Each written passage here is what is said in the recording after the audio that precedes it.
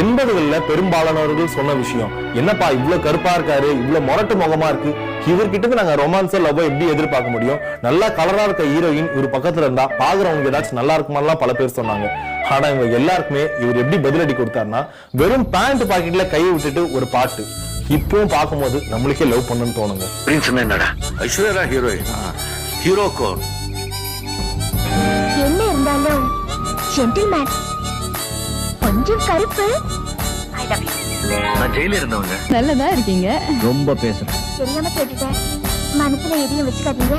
உனக்கு வரப்போற வம்பு எந்த பொண்ணு ரூபத்துல எப்ப வரப்போகுதுன்னே தெரியாது.